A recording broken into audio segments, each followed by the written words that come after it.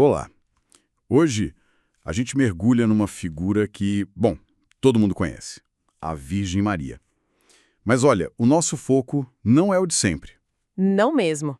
Vamos explorar o mistério, né? O que aconteceu no fim da vida dela aqui na Terra. Milhões rezam para ela, mas poucos sabem das histórias sobre os últimos dias, a morte dela, ou, sei lá, como algumas tradições dizem, a passagem dela deste mundo. Exatamente. É uma área cheia de nuances. Ela morreu como todo mundo? Desapareceu? Foi outra coisa. Então, a nossa ideia hoje é fuçar um pouco nessas narrativas mais antigas, sabe? Manuscritos apócrifos, tradições menos conhecidas. Para tentar entender melhor essa história toda. Isso. A gente vai se basear no que essas fontes trazem, que às vezes dão uma perspectiva bem diferente do que a gente ouve por aí. Ok. Então, vamos lá. Vamos desvendar isso. O que será que essas fontes antigas contam sobre o fim da mãe de Jesus? É uma investigação fascinante, né? Uhum, Porque leva a gente para além dos textos que todo mundo conhece, os canônicos. A gente entra na riqueza da tradição mariana. certo. É bom dizer logo de cara. Quando a gente fala desses textos apócrifos, que quer dizer oculto, secreto, não necessariamente falso, né? A ideia não é questionar a fé de ninguém. Claro, não é essa a intenção. É mais para enriquecer a compreensão dessa figura tão importante. Essas histórias, elas meio que tentam preencher as lacunas, responder perguntas que os evangelhos, por exemplo, deixaram abertas. Mostram como as primeiras comunidades viam Maria. Faz sentido. E por onde a gente começa essa exploração? Talvez pelas primeiras pistas de que o destino dela seria diferente. Estou pensando naquela cena no templo, na apresentação de Jesus. Boa. É um ótimo ponto de partida. Um momento de alegria para Maria e José, né? Mas tem uma sombra ali. Exatamente. A figura-chave ali é o velho Simeão.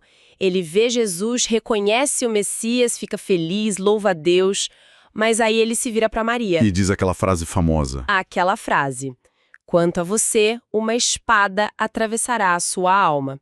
Tradicionalmente, a gente liga isso direto à dor dela na crucificação, né? Sim, é a interpretação mais comum. Pois é. Mas algumas leituras mais antigas, baseadas justamente nesses textos menos conhecidos, sugerem que essa espada podia ter um sentido mais amplo. Como assim? Não só a dor de ver o filho morrer, mas talvez um prenúncio da natureza única, extraordinária da passagem dela mesma. Uma morte, vamos dizer, que não seria comum. Um aviso do que viria pela frente para ela. Outra coisa, aquele período meio silencioso, né, durante o ministério de Jesus.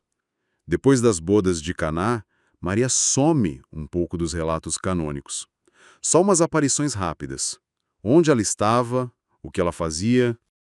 Esse silêncio da Bíblia é um prato cheio para as tradições posteriores e para os apócrifos, claro.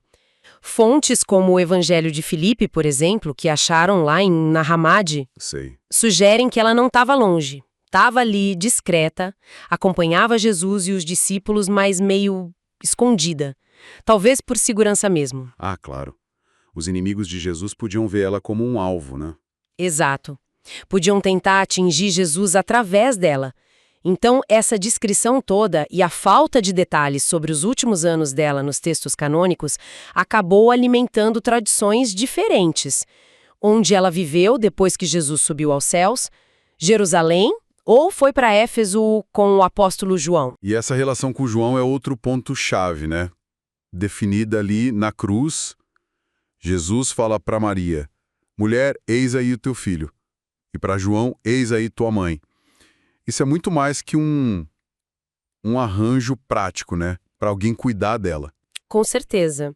O jeito que ele chama ela de mulher, em grego, ginai, tem um peso teológico enorme. Lembra a mulher lá do Gênesis, sabe? Aquela da promessa. Eleva Maria a um papel simbólico na história da salvação. Entendi. E entregar ela a João, bom, na visão de algumas tradições, não era só para ele cuidar dela.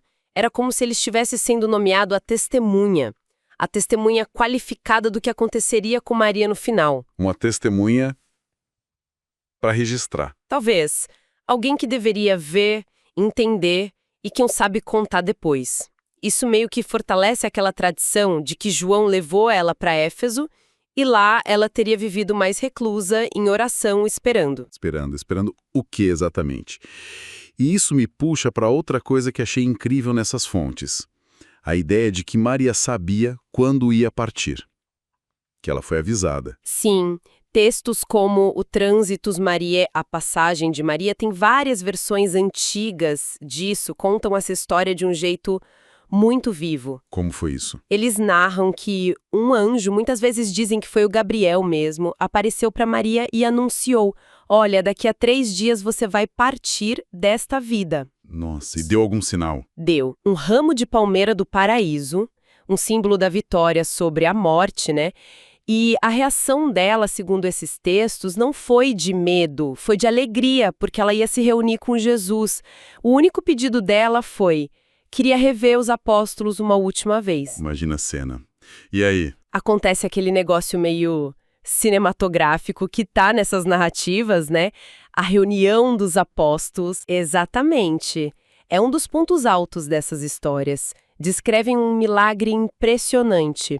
Os apóstolos que estavam espalhados pelo mundo, Pedro em Roma, Tomé lá na Índia, outros em outros cantos, teriam sido trazidos na mesma hora por nuvens. Por nuvens. É o que os textos dizem, transportados e deixados lá em Jerusalém, na casa de Maria. Eles nem entendiam direito como tinham chegado ali. A cena é de espanto, de expectativa. Prepara o terreno para o evento principal. O evento principal, que essas tradições chamam de dormição, né? Uma morte que não foi bem morte como a gente pensa. Como é que esses textos descrevem esse momento? A palavra é essa mesma, dormição. Vem do latim dormititio, que é ato de dormir. E é essa a chave. As narrativas descrevem uma passagem super tranquila, pacífica. Sem dor, sem agonia. Nada disso. Ela estaria ali, rodeada pelos apóstolos, rezando e simplesmente teria fechado os olhos, como se adormecesse. Alguns textos até dizem que o corpo dela brilhava suavemente. Que imagem. E nesse momento, o próprio Jesus teria aparecido, envolto em luz, com anjos cantando para receber a alma da mãe. E descrevem a alma de um jeito simbólico, né? Como uma figura pequena, luminosa, pura, que Jesus pega nos braços. E tem um ponto teológico importante aí, ligado à pureza dela, não é? A Imaculada Conceição. Sim, tem tudo a ver. Embora a doutrina da Imaculada Conceição só tenha sido definida formalmente séculos depois, a ideia já estava ali, nesses textos antigos. Já estava. Sim, a crença de que Maria foi preservada do pecado original. E se ela era sem pecado, o corpo dela não estaria sujeito à corrupção, à decomposição da morte.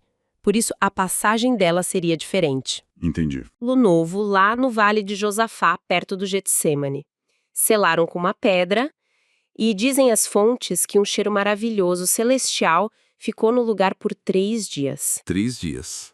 E aí, no terceiro dia, Acontece a virada, ou melhor, a confirmação do extraordinário com a chegada daquele apóstolo atrasado. o famoso Tomé. Sempre ele, né? Assim como ele precisou ver para crer na ressurreição de Jesus, ele chega atrasado de novo. A tradição coloca ele chegando da Índia, 3 dias depois da dormição, arrasado por não ter estado lá. E ele pede para ver o corpo de Maria, quer prestar uma última homenagem. Os apóstolos ficam meio assim, mas acabam abrindo o túmulo. E encontram o túmulo Vazio? vazio. Mas, igual na ressurreição de Jesus, ou diferente. Parecido, mas com detalhes próprios. Em vez de um túmulo só vazio e escuro, eles encontram um lugar cheio de flores frescas, perfumadas, rosas, lírios. E algumas tradições até dizem que eram flores que nem existiam naquela região. Flores? Que curioso. E os panos que envolveram o corpo dela estavam lá, mas arrumadinhos, dobrados. A conclusão para eles, segundo essas narrativas, foi óbvia. O corpo de Maria não se decompôs. Tinha sido levado para o céu para se juntar à alma dela. É o que a gente chama de Assunção. A Assunção. Corpo e alma no céu. Exato. E ainda tem um detalhe pitoresco em algumas versões. O próprio Tomé teria dito que viu Maria subindo aos céus quando ele estava voltando da Índia e que ela deixou cair o cinto dela para ele, como prova. O cinto? Existe isso? Existe. É uma relíquia famosa, venerada até hoje na Catedral de Prato, na Itália. Tem toda uma história documentada sobre esse cinto. Nossa, a história do cinto é incrível por si só. Mas, peraí. Se essas tradições sobre a dormição, a assunção, eram tão antigas, ligadas aos apóstolos e tudo mais, por que a Igreja Católica demorou tanto tempo, só em 1950, né, para declarar a assunção como dogma de fé? Essa é uma pergunta excelente e a resposta é bem complexa. Envolve séculos de debates teológicos. Imagino. Primeiro, definir a Assunção como dogma significava dizer que Maria teve um destino único, diferente de todos os outros santos, que a gente acredita que esperam a ressurreição final lá no fim dos tempos. Isso levantava perguntas sobre a natureza dela. Ela era divina? E a resposta sempre foi não, né? Ela é humana. Exatamente. Humana como nós. Então, por que esse privilégio? A teologia católica liga isso à Imaculada Conceição dela e ao fato de ser mãe de Deus. Mas, além disso, tinha um debate interno forte. Maria morreu antes de ser levada para o céu ou ela foi levada diretamente sem passar pela morte física? Ah, tinha essa dúvida. Sim, os textos da dormição, como a gente viu, falam de uma morte pacífica, um adormecer, seguido da assunção. Mas outras tradições antigas enfatizavam uma assunção direta, sem morte. Esse debate durou séculos. E como resolveram isso no dogma? A proclamação do Papa Pio XII, em 1950, foi muito cuidadosa na linguagem. Diz que Maria, terminado o curso de sua vida terrena, foi assunta de corpo e alma à glória celeste. Essa frase, terminado o curso de sua vida terrena, é meio ambígua, não define claramente se teve morte física ou não. Ah, entendi. Deixou espaço para as duas visões. Exatamente. Permitiu que as duas tradições coexistissem dentro da fé católica. Inteligente. E sobre esses textos que contam as histórias, os apócrifos, qual o valor deles, já que não estão na Bíblia que a gente usa? O valor deles é mais histórico e teológico, sabe? Eles mostram pra gente como as primeiras gerações de cristãos pensavam sobre Maria. A importância dela, o destino final dela. Não tem a mesma autoridade da Bíblia, claro. Certo. Mas eles guardam ecos de tradições orais muito, muito antigas. E o que chama a atenção é a consistência. Mesmo sendo textos de lugares diferentes, escritos em línguas diferentes, copta, siríaco, grego, latim, eles concordam em muitos pontos-chave. Quais pontos? A reunião milagrosa dos apóstolos, a passagem tranquila dela em Jerusalém, o túmulo encontrado vazio, a ideia de que foi um evento único, isso é bem consistente. E eles trazem outros relatos também. Tipo o quê? Tem histórias, por exemplo, de inimigos de Jesus tentando profanar o corpo dela logo após a morte e sendo impedidos por uma luz divina, ficando cegos. Isso reflete as tensões reais da época, né? E o começo da veneração a Maria, que já estava ali. Faz sentido. Falando em lugares, tem a questão de Éfeso, aquela casa lá na Turquia que dizem ter sido dela com João. Como isso encaixa com a morte sendo em Jerusalém? A casa de Maria, Méria Manaiev, perto de Éfeso. A história da redescoberta dela no século XIX, baseada nas visões de uma freira alemã, Ana Catarina Emmer, que nunca tinha ido lá, é incrível por si só. É verdade. E a arqueologia confirmou. As fundações são do século I, tem sinais de peregrinação cristã muito antiga ali, o lugar é reconhecido pela igreja, vários papas já visitaram, é um lugar de muita paz. Mas e Jerusalém? A dormição não foi lá? Foi. Os textos da dormição situam tudo em Jerusalém. A morte e o sepultamento no Vale de Josafá. Como conciliar? A teoria mais aceita é que Maria pode sim ter morado um tempo em Éfeso com João, como diz a tradição, mas que, para morrer, ela teria voltado para Jerusalém. Voltado para a Cidade Santa. Exato, para estar perto de onde Jesus morreu e ressuscitou. Então, as duas tradições não se excluem necessariamente. Ela pode ter vivido lá e morrido cá. Entendi. E ainda tem umas histórias mais místicas, né? Tipo, Maria aparecendo para as pessoas antes de morrer, bilocação. Sim, isso aparece em algumas tradições místicas. O caso mais famoso é a aparição dela a Santiago Maior, o Santiago, lá em Saragoça, na Espanha. Isso teria sido por volta do ano 40 depois de Cristo. Tão cedo assim? E ela ainda estava viva? Pois é, ela estaria viva em Jerusalém ou talvez Éfeso e teria aparecido espiritualmente para o Tiago, que estava meio desanimado lá na missão dele na Espanha. Ela teria entregado uma coluna de pedra, um pilar de jaspe, como sinal e pedido para ele construir uma igreja ali. A origem de Nossa Senhora do Pilar. Exatamente, uma das devoções marianas mais antigas do mundo.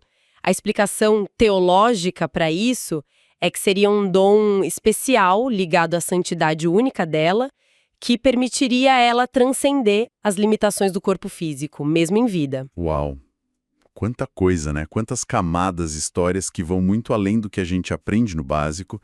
E aqui acho que fica interessante mesmo, para além dos milagres, dos detalhes, o que essas narrativas todas, mesmo as que não são canônicas, dizem pra gente sobre Maria e talvez sobre nós. Olha, eu acho que o ponto central que emerge de tudo isso, seja nos evangelhos, seja nesses apócrifos, é o retrato de uma fé Assim, inabalável, uma confiança total em Deus.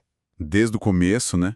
Desde o sim lá na Anunciação, passando pela presença silenciosa e forte ao pé da cruz, e até nessas histórias da dormição, o que marca é a entrega dela. A humildade de aceitar um chamado gigantesco sendo uma moça simples, a paciência de esperar nos anos de silêncio em Nazaré, a força para ficar de pé na pior das dores. É verdade. E essas tradições, ao mostrarem a passagem dela como algo glorioso, não trágico, elas reforçam essa ideia. Uma vida vivida nessa confiança total em Deus tem um desfecho que supera o medo da morte. É um lembrete forte, né? Que a fé não tira as dificuldades, mas dá outra perspectiva. Sobre as dificuldades e sobre o que vem depois. Exatamente. E talvez seja um encorajamento. Principalmente para quem se sente pequeno ou meio perdido, sem saber o que fazer. A história de Maria, em todas essas camadas, parece dizer que Deus muitas vezes escolhe o que o mundo acha simples, fraco, para fazer coisas grandiosas.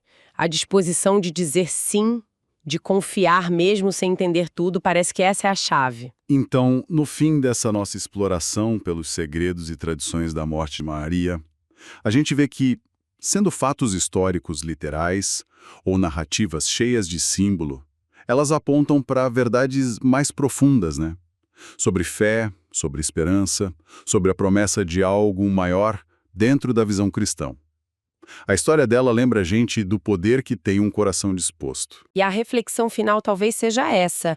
A dormição, esse adormecer de Maria não é apresentado como um fim, mas como uma passagem, uma coroação da jornada de fé dela. A Assunção vira um símbolo poderoso da esperança cristã na vitória final sobre a morte. Se a vida de Maria foi marcada pelo sim dela a Deus, Sim. talvez essas tradições todas nos convidem a pensar no nosso próprio sim. Isso levanta uma questão importante, né? Qual é o chamado, grande ou pequeno, que a gente é convidado a responder com confiança hoje, na nossa vida?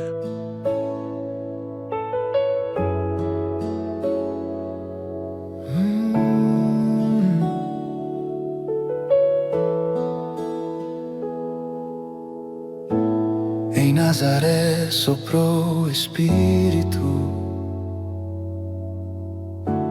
voz de anjo trouxe a promessa.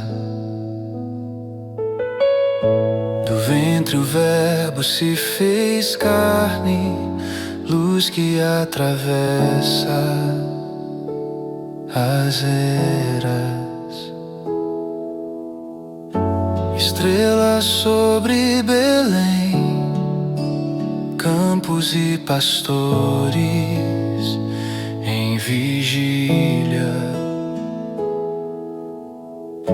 Caminho sagrado nos braços, onde a esperança despertava. Entre templos e ruelas de Jerusalém, cresceu a vida em graça e temor.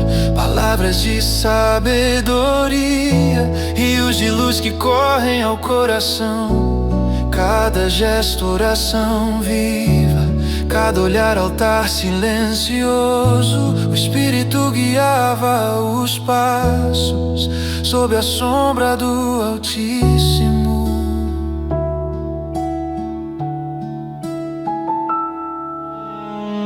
Do Jordão às colinas de Galileia, caminhou entre homens e milagres. Água se fez vinho, olhos se abriram, o reino se revelou em gestos. Na ceia e na oração, a presença do Eterno tocava a terra. A promessa crescia em luz e verdade, a chama sagrada que não se apagava.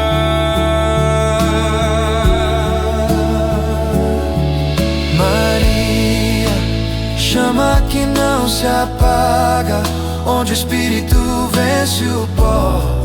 Teu ventre, primeiro templo, onde o reino começou. Maria, chama que não se apaga, luz que atravessa o tempo e o chão.